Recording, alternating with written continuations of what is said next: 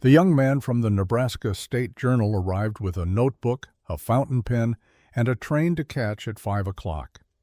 He found Elias Cord in the workshop behind the house, a low-ceilinged room that smelled of cedar shavings and linseed oil, where a man of 74 was running a hand plane along a length of white oak as though the afternoon had nothing particular planned for it.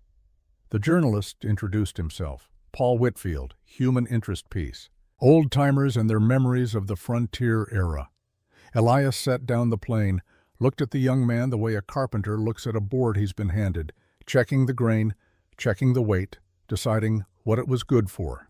"How much time do you have?" he asked. "An hour," Paul said, "maybe 2. Elias picked up a coffee cup from the bench and gestured toward a stool near the window. He didn't sit himself for a moment. He stood looking out at the yard, where March had left the ground the color of old iron, and the grass along the fence line moved in a wind that hadn't stopped in 3 days.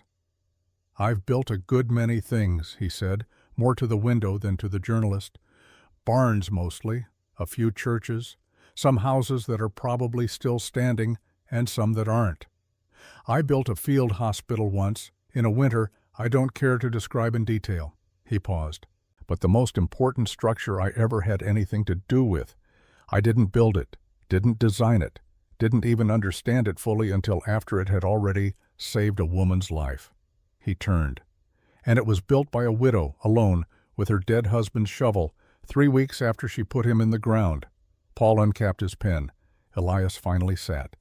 "You have to understand the sand hills before anything else makes sense. Not the sand hills as they look on a map, where they are simply a large, pale area in the middle of Nebraska, unnamed and uninteresting to anyone passing through on a train. The actual sand hills. The grass that runs from your feet to the sky in every direction without a single tree to interrupt it. The wind that has been crossing that grass since before there were people here to notice it, and that does not stop noticing you once you arrive." Elias had been working in Custer County since the spring of 1886, contracted to build a hay barn for a rancher named James Hennessy, whose property sat about 6 miles north of the town of Broken Bow.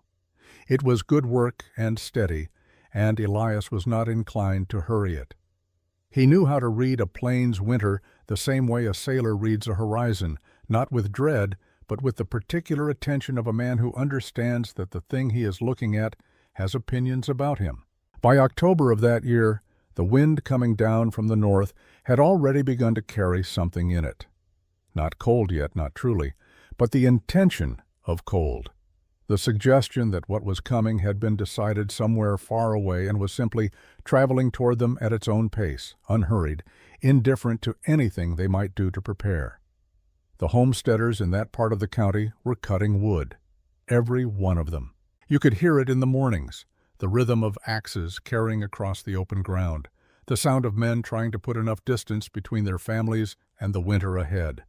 A cord of wood was roughly 4 feet wide and 4 feet tall and 8 feet long, and a family burning through a hard Nebraska winter needed somewhere between 6 and 10 of them, depending on how well their cabin was built and how cold the season ran.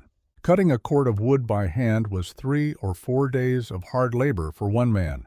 The math was always close, and it never favored you. Henrik Voss had been cutting wood in September when the rain came.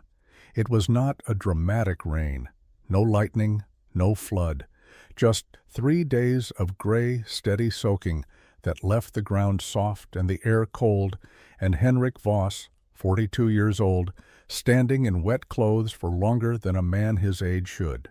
He was a well-digger by trade, had been since his family came from Moravia in 1881, and he had the constitution of someone who had spent his working life underground in hard conditions.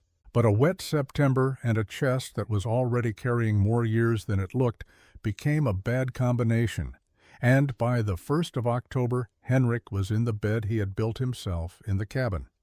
He had built himself on the 160 acres he had claimed himself, and the doctor from Broken Bow was making the 6-mile ride out twice a week with a bag that seemed to help less each time he opened it.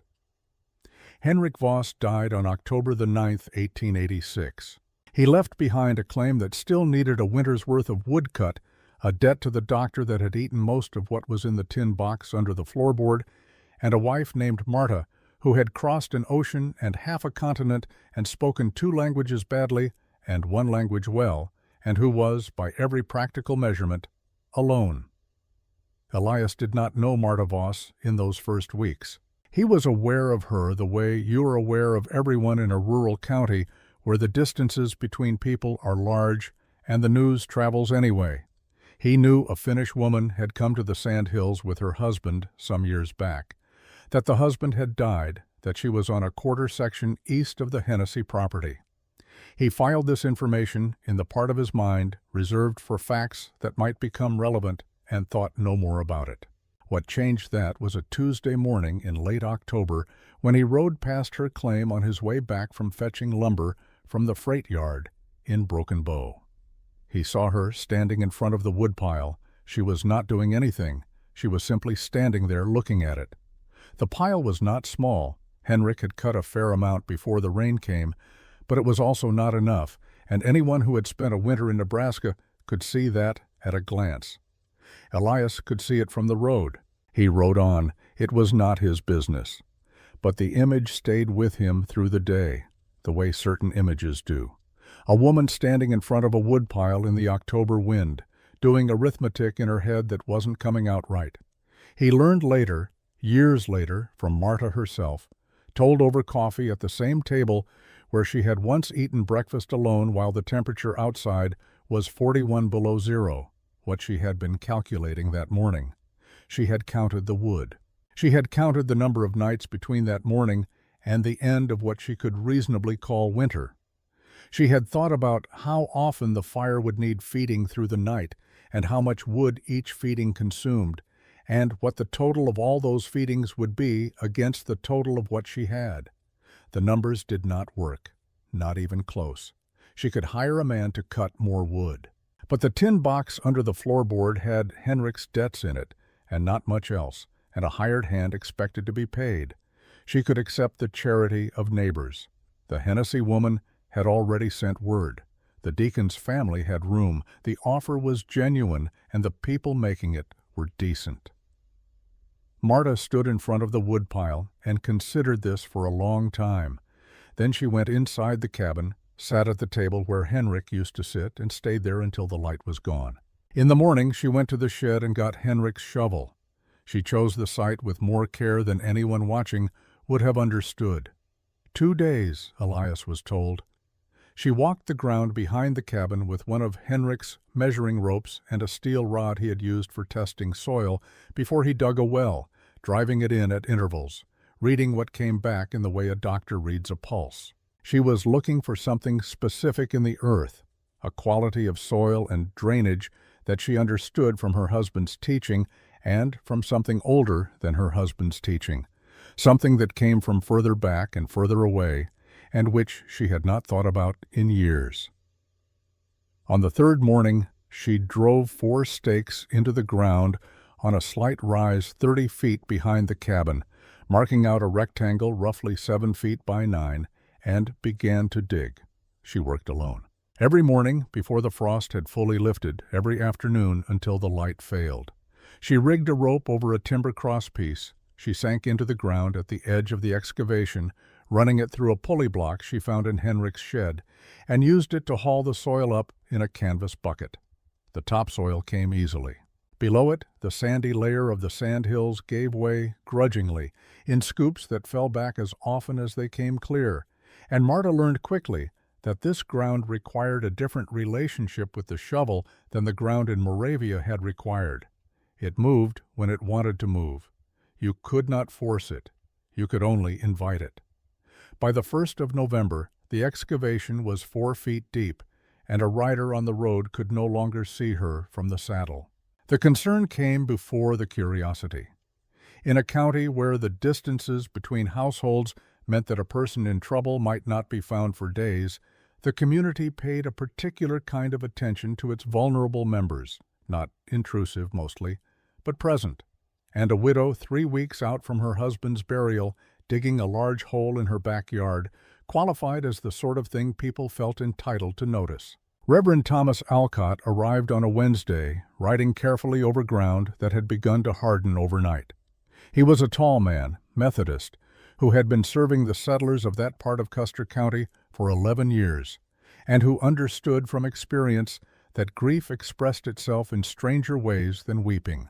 He had seen a man build an entire fence line the week after his son died, 2 miles of post and wire, alone without stopping, and understood that the hands sometimes needed to be busy when the mind could not be still. He was prepared to extend Marta Voss the same charitable interpretation. He was not prepared for the whole. He stood at its edge and looked down at her, 8 feet below, driving a shoring stake into the sandy wall with the flat of the shovel head, and felt the charitable interpretation begin to strain. "Marta," he said. She looked up, nodded once, the way a person nods when they are in the middle of something, and acknowledged that you are there without confirming that they are stopping. "What is it you're building?" She drove the stake another inch. "A room." Alcott looked at the excavation, the square timber corners, the careful layering of the shoring planks, the floor already taking shape below. It was well built, he could see that, which somehow made it more unsettling, not less. "The Deacon's family has space," he said. "Through the winter. No obligation. They offered freely." "I know." She positioned another plank. "Tell them I am grateful. Marta, tell them I am staying here." He stood at the edge a while longer. The wind crossed the open ground and moved through the dry grass at his feet. 8 feet down, Marta Voss continued to build, undisturbed by the wind, unhurried by his presence, methodical in the way of someone who has made a decision and is now simply working through its consequences, one shovelful at a time. Alcott rode back toward town with the particular discomfort of a man whose help has been declined so quietly that he cannot even find a place to put his worry down. 3 days later, Clara Hennessy came with a pie. Clara Hennessy was not a woman who arrived anywhere unprepared. She had been managing the practical affairs of a 600-acre cattle operation since the year she married James Hennessy at the age of 22, and in the 22 years since, she had developed a reputation in the county for the particular kind of competence that does not announce itself. She kept her own accounts. She knew the weight of every animal on the property within 10 pounds and the price of beef in Omaha within $2. When James made decisions she considered unwise, she did not argue. She simply arranged the surrounding circumstances until a wiser decision became the more convenient one. She arrived at Marta Voss's cabin on a Thursday afternoon with an apple pie wrapped in a cloth and a plan. The plan was straightforward. Marta would spend the winter with the Hennessys. There was a room, small but private, off the back of the main house that had been used for storage and could be cleared in an afternoon. The arrangement would be temporary. By spring, Marta could return to the claim, having survived the worst of it, and make whatever decisions the warmer season allowed. This was sensible. This was what was done. Clara knocked. Marta opened the door. They sat at the kitchen table, and Clara laid out the plan the way she laid out everything, clearly, without flourish, as a reasonable proposal between reasonable people. Marta listened to all of it. She folded her hands on the table. She said, "I am grateful, Clara, truly. I am staying here." Clara looked at the woman across the table, the dark circles from weeks of interrupted sleep, the hands rough from the shovel, the particular stillness of someone who has not been crying because they have moved past the point where crying does anything useful, and felt her plan encounter something it had not accounted for. "The hole behind the cabin," Clara said carefully. "People are talking about it. I know. They're concerned. I know that too." "A woman alone digging in the cold." Clara paused, choosing her words. "Marta, 3 weeks ago you buried your husband. No one expects you to be practical," Marta said, not unkindly. "I was going to say, fine." "I am not fine." Marta said this simply, the way she might have reported the weather. "Henrik is dead, and I am not fine, and I will not be fine for a long time. But the winter is coming, whether I am fine or not, and I have a plan for the winter." She looked at Clara steadily. "You have a plan for me, too. Yours is kind. Mine is the one I am using." Clara rode home with the pie still in her hands. What Clara did not know, what almost no one in the county knew, because Marta was not in the habit of explaining herself, was where the plan had come from. It had not arrived as an idea. Elias was careful to explain this to Paul Whitfield, decades later, because he thought the distinction mattered. "People want the story to be, 'She had a clever thought and then she did it,'" Elias said. He had started working the oak board again, his hands moving along the grain while he talked, the way some people think better with their hands occupied. But it wasn't like that. She told me once that it came back to her as a smell, not a thought. A smell. The smell was cold earth, apples stored in the dark, the specific still air of a space that existed below the reach of the wind.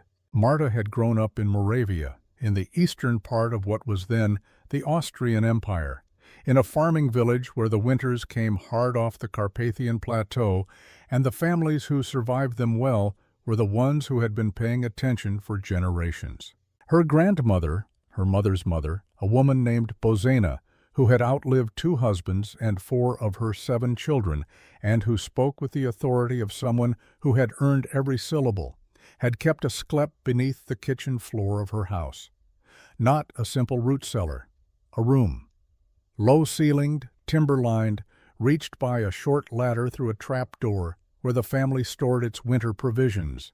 Cabbages packed in brine, smoked pork wrapped in cloth, potatoes in bins of dry sand. The temperature in that room was the same in February as it was in July. Not warm, not cold, reliable in the way that very few things in a farming life are reliable.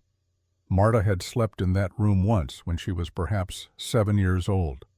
A winter storm had come up fast, and her family had been visiting, and the storm was severe enough that her grandmother had decided they were not riding home in it. The adults had taken the beds. The children had gone below. She remembered the ladder. She remembered the smell of the apples her grandmother kept in a barrel near the far wall.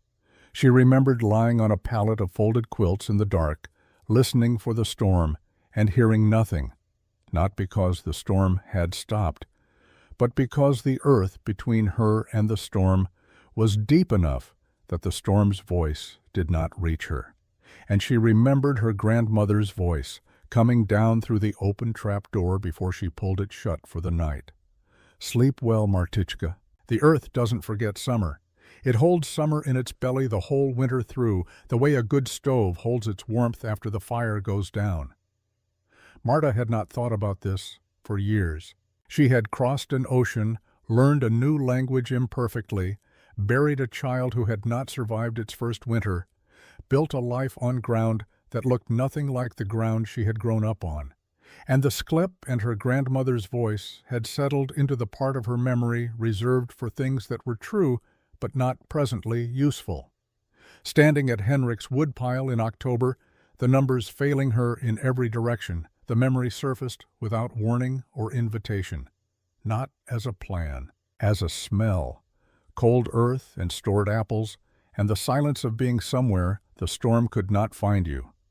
She stood with that smell for a long time. Then she went inside and sat at Henrik's table and thought about whether what was true in Moravia could be true in Nebraska. This is where Henrik's presence enters the story, though Henrik was already 6 weeks dead. Marta had not been a well-digger's wife in the passive sense. Henrik had taught her because he was the kind of man who taught without being asked, who explained what he was doing while he was doing it, who believed that a person working beside you deserved to understand the work.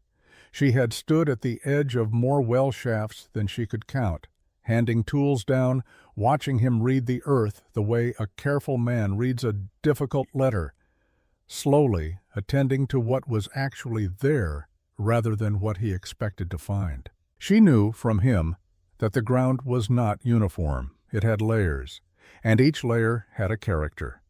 The dark topsoil near the surface that held moisture and roots, the pale sandy layer of the sandhills that moved like slow water when you cut into it and needed to be respected rather than forced. The harder substrate beneath, where the temperature changed. She knew how to test drainage. Henrik had shown her. Drive a rod, pour water, wait and watch. The ground tells you what it will do with rain. You only have to ask it properly. She knew how to read a site. High ground drains, low ground collects. The slight rise behind the cabin was the best land on the claim for what she had in mind.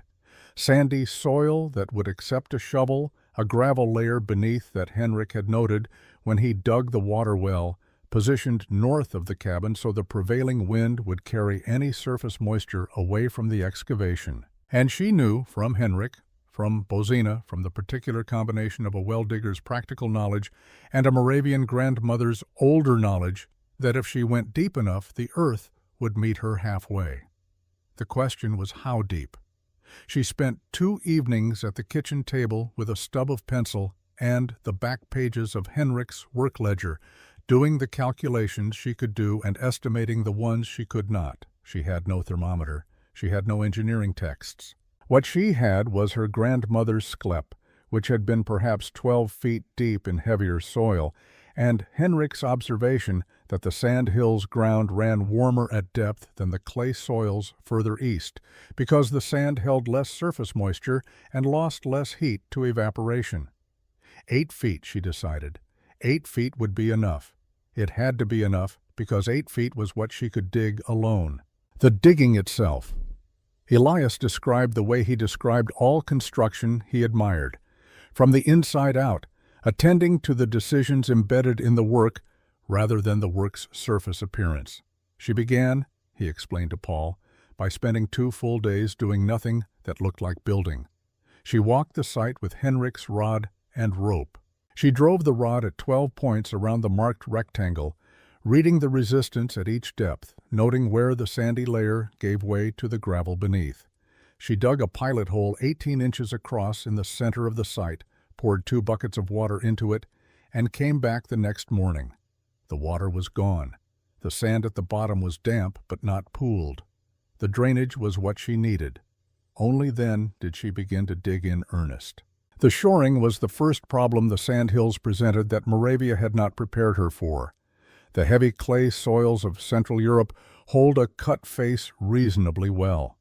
Sandhill soil does not. It moves. A vertical wall of it will stand for a day or two after cutting and then begin to lean inward, slowly at first, then all at once in the way that tired things collapse, gradually, then completely. At 5 feet down, a section of the north wall gave way without warning on a Tuesday afternoon, sliding inward in a dry whisper that deposited a week's worth of digging back onto the floor of the excavation. Marta stood in the pit and looked at the pile of sand at her feet for a long moment. Then she climbed out, ate supper, came back in the morning with a modification. She had remembered something Henrik did with unstable well shafts. Not vertical shoring, the ground pushed that inward. Angled shoring. Stakes driven not straight into the wall but at 15 degrees toward the center of the excavation, so that the earth's own weight pressed them into position rather than pushing them out. You used the pressure against itself. You made the ground's instinct to collapse into the thing that held the collapse. She cut the stakes herself, from timber she had salvaged from a collapsed outbuilding on the far edge of the claim. Dry pine, not perfect, but sound enough.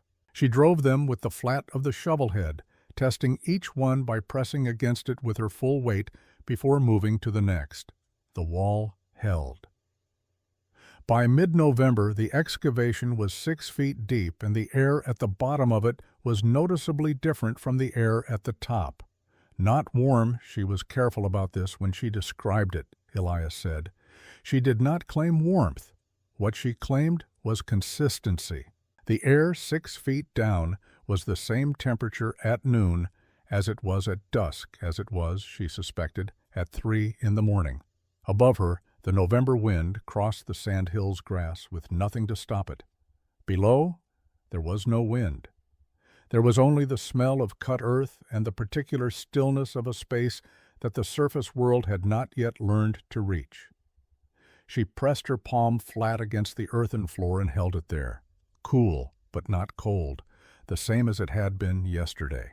The same as it would be tomorrow. She stayed like that for a while, her hand against the ground, listening to the wind she could no longer hear. Then she picked up the shovel and went down to 7 feet. There is a thing that happens in construction. Elias paused here, set the plane down, and looked at his hands for a moment as though consulting them. A thing that happens when a project crosses a certain threshold. You stop building something and start finishing it. The work changes quality. Every decision made early in the process is now a fixed condition that the later decisions must accommodate, and you begin to understand whether the early decisions were right. For Marta, that threshold came at 7 feet. She had been working for 3 weeks by then, and the excavation had consumed every morning and most of every afternoon, and she was lean in the way that sustained physical labor makes a person lean, not diminished, but edited down to what was necessary. The social calls had slowed. Reverend Alcott had come twice more, and both times she had been in the hole when he arrived, and both times they had conducted their conversation between his position at the surface and hers below, which gave the exchange a quality that discouraged prolonged argument. Clara Hennessy had sent her hired girl out with a pot of soup and a message that the offer remained open. Marta had eaten the soup and sent back the pot with a note of genuine thanks and no change of plans. The neighbors to the north, a Czech family named Dobry, the old man living alone since his wife had died 3 winters past, had not come at all. What the old man had done instead, Marta told Elias years later, was appear one morning at 7:30 with a shovel over his shoulder, climb down into the excavation without a word of greeting or explanation, and begin breaking ground at the far end of the rectangle while Marta worked at the near end. They worked together for 2 hours in a silence that was not uncomfortable, but was not casual either. The silence of people who understand the same thing about what they are doing and do not require the understanding to be spoken aloud.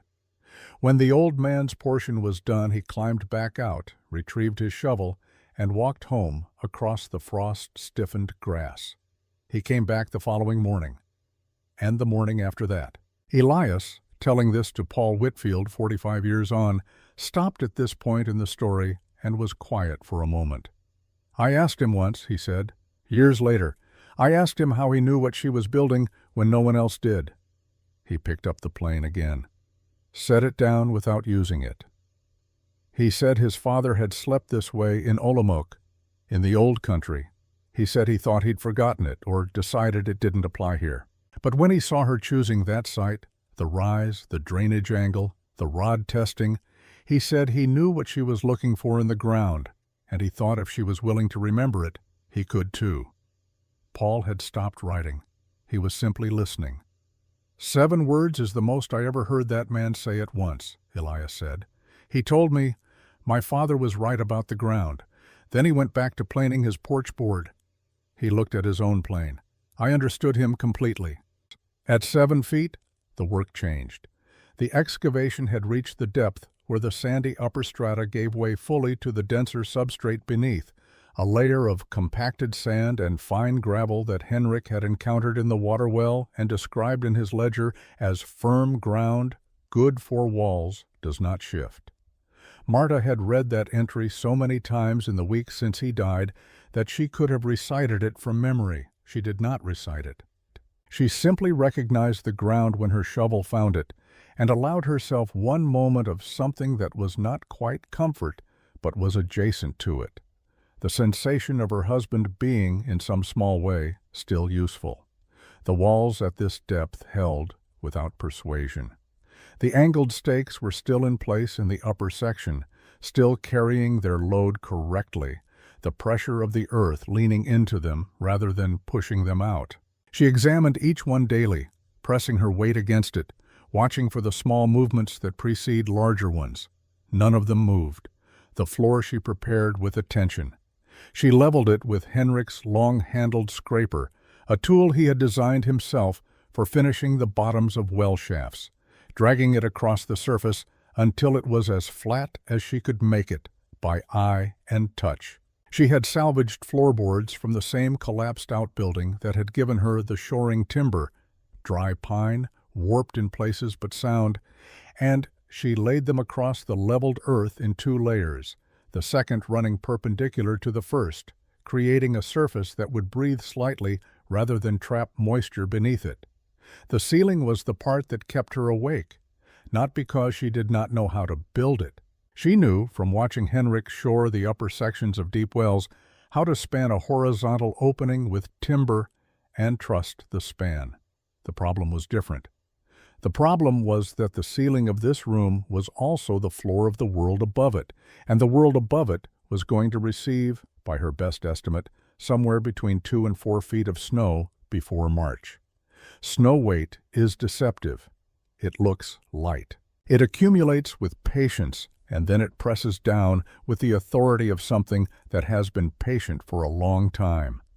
She spent an evening with the pencil and the ledger, calculating spans and loads with the imprecise but functional arithmetic of a person who has absorbed engineering principles through proximity rather than study.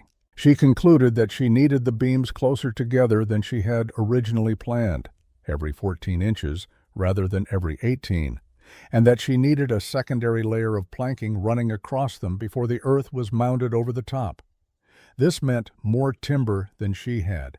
She solved this the way she solved most material shortages. She walked the claim looking for what was already there.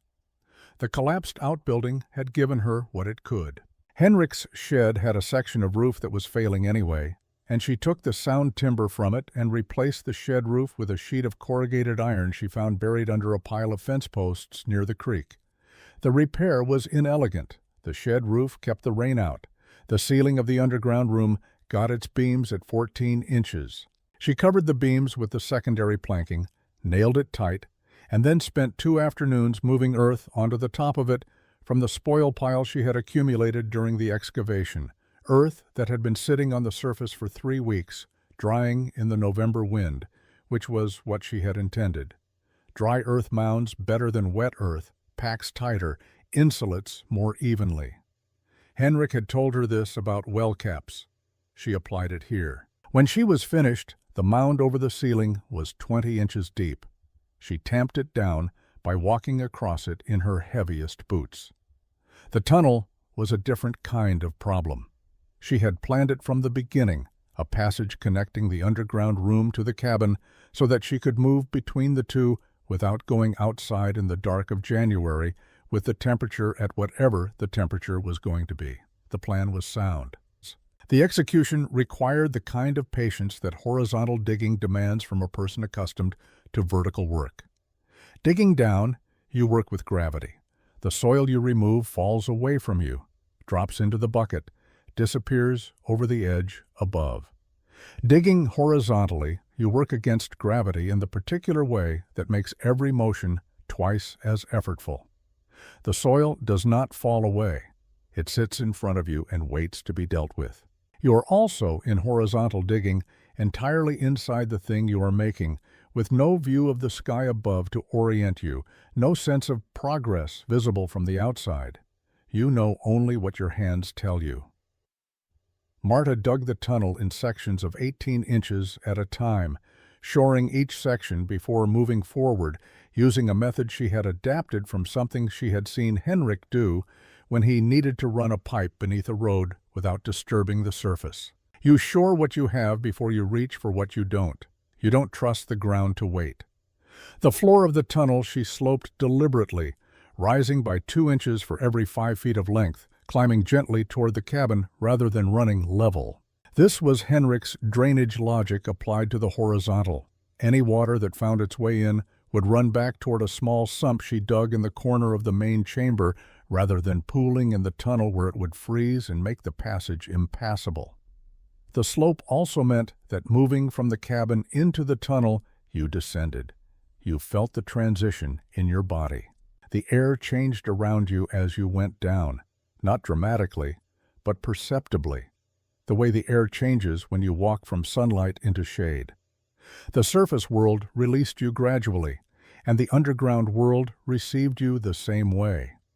At the cabin end, she broke through beneath the floor into the shallow root cellar Henrik had dug in the first year, and reinforced the opening with a timber frame and a fitted board that sat flush with the cellar floor when closed.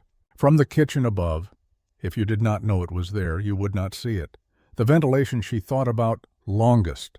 A sealed underground room with a person sleeping in it would become unbreathable within hours. This she knew from her grandmother's sklep, which had always had a gap, a deliberate gap, a feature rather than a flaw, where two of the ceiling boards didn't quite meet, positioned so that fresh air moved through without creating a draft that would disturb the stored provisions.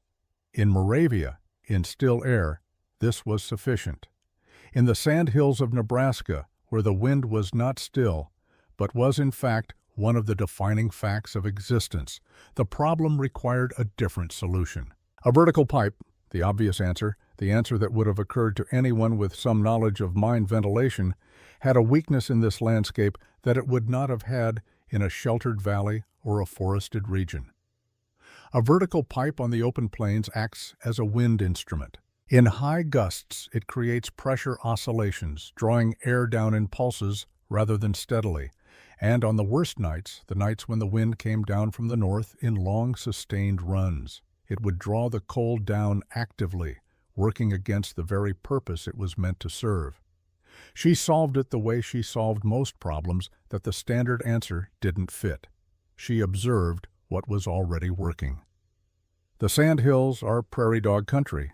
She had watched the animals since the first spring on the claim, watched how their burrow systems breathed. The way air moved through a colony's tunnels was not random, but managed, with vent openings positioned relative to the prevailing wind, so that pressure differentials pulled stale air out and drew fresh air in without ever creating a direct channel for the wind to enter. The openings were not vertical. They were angled. They faced away from the dominant wind direction and relied on the turbulence created by the mound itself, the small hillocks the animals built around their entrances to moderate the pressure. Marta built her vent on the same principle. She ran a 4-inch tin pipe not vertically through the ceiling of the mound, but horizontally through its side, angled 5 degrees upward from the interior to the exterior to allow any condensation to drain inward. The pipe emerged from the face of the mound that looked away from the northwest, away from the direction the hardest wind came, and she packed a hood of bent sheet tin around its exterior opening, curved like a breaking wave, designed to shed precipitation and to break the wind's direct pressure before it reached the pipe's mouth. Elias, when he finally saw this detail, weeks later, descending into the chamber for the first time, stood at the vent opening for a long moment, tracing the tin hood with his fingers, reading the engineering in it. She'd figured out what takes most trained men years to understand about wind and pressure, he told Paul, that you don't stop the wind by blocking it. You redirect it. Make it work for you instead of against you. He paused. I had been building on the plains for 8 years, and I had not figured that out yet. November became the last week of November, and the last week of November became December. The chamber was complete. Marta had spent one night in it alone, not as a planned experiment, not with a thermometer and a notebook and a deliberate protocol, but because on a particular evening in early December, the temperature inside the cabin dropped faster than the fire could answer it, and she found herself standing at the trapdoor in the root cellar, lamp in hand, reasoning that the room below was warmer and the room below was finished, and there was no practical argument against using it. She descended. She set the lamp on the small table she had built against the north wall. She sat on the edge of the bed frame for a moment, listening. There was no wind, not the absence of wind, the way a windless day is the absence of wind, with the sense that it might resume at any moment. Something different. The wind was still up there, moving across the grass, pressing against the cabin walls, doing what the November wind in Nebraska does. She could feel it faintly, in the way you feel a sound that is just below the threshold of hearing, but it could not find her. 8 feet of earth and the geometry of the mound stood between her and everything the surface world was doing that night, and the surface world's opinion of her comfort had ceased to be relevant. She placed a cup of water on the floor near the base of the wall, where the planking didn't quite reach and the earth was still bare, a habit from her grandmother's cellar, where Bozina had always kept a shallow dish on the floor as a simple gauge of whether the temperature had dropped into dangerous territory. If the dish was frozen in the morning, something needed attending to. If it was not, the room was doing its work. Marta lay down, pulled the wool blanket over herself, closed her eyes. She thought about Henrik briefly, the way you think about someone in the last moments before sleep, not with the full weight of grief, but with the particular lightness of a thought that is half a dream already. She said nothing aloud, but she pressed one hand flat against the timber wall beside the bed, the way she had pressed her palm against the earth at 4 feet, and again at 6 feet, and again at 8, reading what the ground had to say, cool, constant, holding. She slept until morning without waking once. Outside, the first serious snow of the season came down through the dark and covered the sand hills in white, and the wind moved it into drifts against the north face of the cabin, and the temperature dropped to 11 degrees before dawn. 8 feet below the surface of that white and frozen world, the cup of water on the floor remained liquid. And further north, moving slowly, but with the unhurried certainty of something that has already made up its mind, the winter that old-timers would reference for the rest of their lives was still gathering itself, still building, still deciding how cold it intended to be. It had not yet begun to try. The winter announced itself on the 7th of January. Elias remembered the date because he had been planning to ride into Broken Bow that morning to post a letter, and the letter stayed on the workbench in the Hennessy barn for 11 days before the weather permitted him to leave the property. He remembered the sky the evening before, not dramatic, not the bruised purple that sometimes preceded plain storms, but a flat, pale nothing, a sky that had simply decided to stop participating in the ordinary business of color and light. The temperature at sundown was 15 degrees. By the time the hands had finished supper and banked the bunkhouse stove, it had dropped to 4. By midnight, it was -16. By the morning of the 8th, -29. Elias had wintered on the plains long enough to know that these were not the numbers that killed you. The numbers that killed you came after these numbers, when the cold had been established long enough to find every gap in every structure, when the firewood had been burning for 3 days straight, and the pile was visibly shorter, and the end of it was no longer theoretical, when the men working the stove in shifts had not slept properly in 60 hours and were making the small errors of judgment that tired men make. The cold itself was one thing. The cold sustained was another thing entirely. On the 9th, -37. On the 10th, and Elias paused here in his telling, set down his coffee cup, and said this next part quietly, the way you say something you have repeated many times but have not stopped meaning. On the morning of the 10th, the thermometer nailed to the post outside the Hennessy barn read -41 degrees, and the wind was running at 30 miles from the northwest, and there was nothing between that wind and the barn post but frozen grass. James Hennessy burned through 8 cords of wood in 6 days. This is the number Elias returned to when he wanted to explain what the winter cost in concrete terms. Not the horses, 2 of them, found in the east pasture on the morning of the 11th, standing as though they had simply paused mid-stride and decided not to continue. Not Clara's hands, bandaged for a week after she misjudged the distance to the chicken coop, and the wind took what she thought was a quarter-minute errand and made it into something that required the doctor. Not the homesteader named Peterson, who lived 8 miles north and ran out of fuel on the 11th, and was found 2 days later on the road to his nearest neighbor, his lantern still in his hand. 8 cords of wood, that was the number. 3 months of one man's cutting labor gone in less than a week, and the men in the bunkhouse had still slept in their coats. Elias rode out to Marta's claim on the morning of the 14th, the day the temperature finally broke back above 0 and the wind dropped enough that riding was possible. He went because he had not been able to go sooner, and because in the 4 days since the worst of it had passed, He had not been able to stop thinking about the woman on the quarter section east of the property, and the room she had built 8 feet below the surface of this same earth that had just demonstrated, comprehensively, what it thought of human arrangements made above it. He was not certain what he expected to find. He was not prepared for what he found. The cabin showed a cold, dark window, no smoke from the chimney. Elias dismounted at the gate and called her name. Nothing. He called again, louder, and the sound went out across the white ground and did not come back. He walked to the cabin door and pushed it open and found the interior cold. Not the cold of a room that has been unheated for an hour, but the thorough cold of a space that had not been meaningfully heated in some time. The stove held ash. The wood box beside it was perhaps a quarter full. He stood in the doorway for a moment and felt the particular quality of fear that is very quiet and very focused, that does not announce itself as fear, but simply occupies the chest and waits. Marta? Nothing. Then, from beneath the floor, the sound of a board shifting.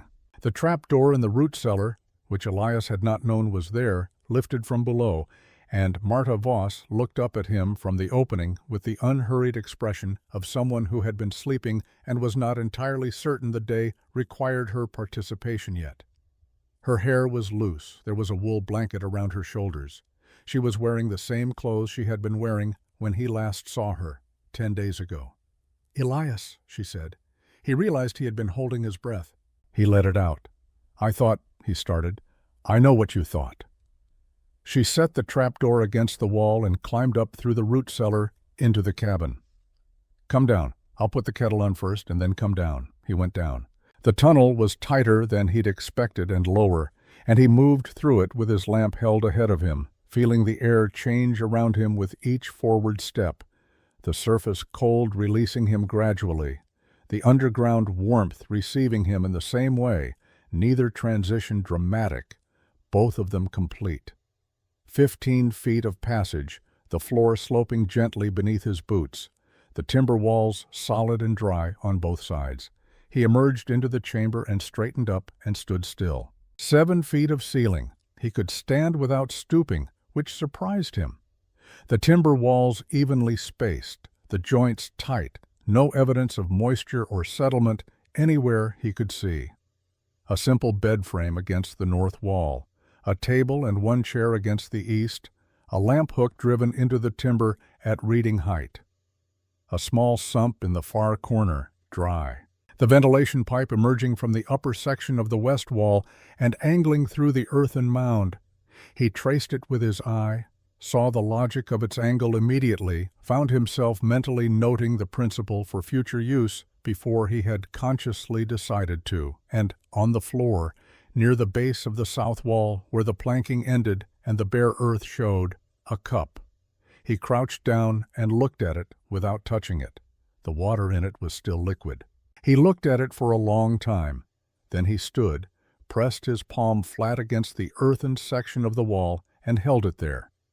Cool. Not cold. The same unremarkable, unhurried temperature it had presumably been holding since October, since last July, since before anyone had thought to measure it. He was still standing like that when he heard Marta on the tunnel floor behind him. She came in with 2 cups of coffee, set them on the table, and sat in the chair without ceremony. Elias took the edge of the bed frame. They drank in silence for a moment, which felt like the right thing to do. "How long were you down here?" he asked. "Most of it. I came up during the days to cook, went back down before dark." "The wood box is a quarter full." "I know. I used less than I planned to." She said this without satisfaction, simply as a report. "The cabin fire during the day kept the tunnel warm enough that the chamber stayed above 50. I didn't need anything at night." Elias looked at the cup on the floor. "Hennessy burned 8 cords in 6 days," he said. Marta looked at her coffee. "His men slept in their coats," Elias said. 2 horses died in the east pasture. Peterson, north of here." He stopped. "I heard about Peterson," she said quietly. They were both quiet for a moment. "The cup didn't freeze," Elias said finally. "Not once?" "Not once." He nodded slowly, the way a craftsman nods when the structure he doubted has proven the doubting unnecessary. Not vindication exactly, something more like the satisfaction of a world that behaves according to its own rules, consistently, without favoritism. "You'll have visitors," he said. "I expect so. They'll want to see it. They can see it." Reverend Alcott came 3 days later, having heard from Elias, and arrived in the particular state of a man who is managing 2 competing feelings and has not yet decided which one to lead with. He stood at the edge of the root cellar for a moment before descending, which was the pause of a man composing himself, and Elias, who had come back that day for reasons he didn't fully examine, watched him from across the room. They went down together, the Reverend first with his own lamp, Elias behind. In the chamber Alcott did what Elias had done. He stood still and looked. Then he picked up the cup from the floor and held it and looked at the water in it. 41 below on the surface, Elias said. "I watched that thermometer read it." "I know," Alcott said. "I have one too." He set the cup back down with the careful deliberateness of a man handling evidence. He pressed his hand to the wall. Then he turned and looked at the construction around him, the ceiling beams, the shoring, the ventilation pipe, with an expression that was trying to be theological and kept arriving at carpentry instead. "She built this alone," he said. It was not a question. "Mostly." Alcott was quiet for a moment. "I told her she was grieving badly. I told the congregation to pray for her." "You were concerned," Elias said.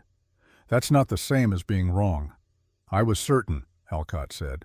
"That is exactly the same as being wrong." He looked at the cup on the floor again. "I owe her an apology. She'll tell you the concern was kindly meant." It was also, he searched for the word, it was also a failure to look at what she was actually doing instead of what I assumed she was doing. He straightened. "There's a sermon in that. I'll let it sit for a week before I decide whether to preach it." Clara Hennessy came on the 18th alone without anything in her hands. She stood in the chamber for 40 minutes. She asked questions about the drainage slope, the timber spacing, the ventilation angle, in the focused, unsentimental way of a woman who was not evaluating but planning. When she was ready to leave, she paused at the tunnel entrance and turned back. "I told people you weren't managing well," she said, "when you started digging. I know. I was trying to help." "You were," Marta said. Clara looked at her for a moment, at the woman who had declined the pie, declined the room, declined every arrangement Clara had made on her behalf, and had instead built something that Clara's household, with 10 times the resources, had not thought to build and could not have built with the same economy of means. "Will you show me how?" Clara asked. "I'll show anyone who asks," Marta said. That spring she drew the design on the back of a piece of wrapping paper from the general store in Broken Bow. No ruler. She used a straight stick and the charcoal she kept for marking cutting lines on timber. The proportions were not architect's proportions, but the principles were all present: depth, drainage, shoring angle, ventilation direction, the tunnel's rising floor. She gave it to Reverend Alcott without explanation, and he pinned it to the church notice board, and Elias made a clean copy with proper measurements and notes on soil types and sent it to 3 settlements north and east. He received a letter the following winter from a woman named Alice McBride, 12 miles north, who had built a chamber from the copied diagram alone, had never met Marta, had only the drawing and the written notes, and a husband with a broken leg and 3 children to keep warm. The chamber had worked. Her children had slept through January without a single cold night. "I don't know who drew the first diagram," she wrote, "but I would like to thank her." Elias wrote back with Marta's name. He did not know if Alice ever wrote to Marta directly. He had always hoped she had. By the time Elias finished, the light in the workshop had gone from gray to the deep orange of a late afternoon that had not noticed it was supposed to be over. Paul Whitfield looked at his notebook, then at the window, then at the clock on the workbench shelf. He had missed the 5 o'clock train by 2 hours. He did not mention this. "She never thought of herself as having solved anything," Elias said. He was not working the oak board anymore. He was simply sitting with his hands around the cold coffee cup. I asked her once, years after, this would have been around 1910, 1912, something like that. I asked her if she knew how many chambers had been built from that drawing. She said she didn't keep count. I said there were dozens, maybe more. She said that was good. He was quiet for a moment. I asked her what she thought about when she was digging that first autumn, expecting her to say she was thinking about surviving the winter, about the mathematics of the firewood, about Henrik. He set the cup down. She said she was thinking about her grandmother's voice, about the smell of apples in the dark, about the way the ground had felt when she pressed her hand against it at 4 feet and felt it was still holding something. Paul looked up from his notebook. "Holding what?" he asked. Elias considered this for a moment, the way a man considers a measurement he wants to get right. She said, "Everything the summer left behind." He stood, moved to the workbench, and opened the second drawer from the left. He removed a folded piece of paper, not old, not the original, but a copy he had made himself sometime in the 1890s. The pencil lines faded to a soft gray, the measurements noted in his craftsman's careful hand. He set it on the bench between them. Paul looked at it for a long moment, then he reached out and touched the edge of it gently, the way you touch something that belongs to someone else. Outside, the March wind moved across Nebraska the way it had always moved, steady, indifferent, belonging to no particular season. The frozen ground received it without complaint. And below that ground, at 8 feet, in the dark and the silence and the patient warmth that no winter had ever reached, something waited.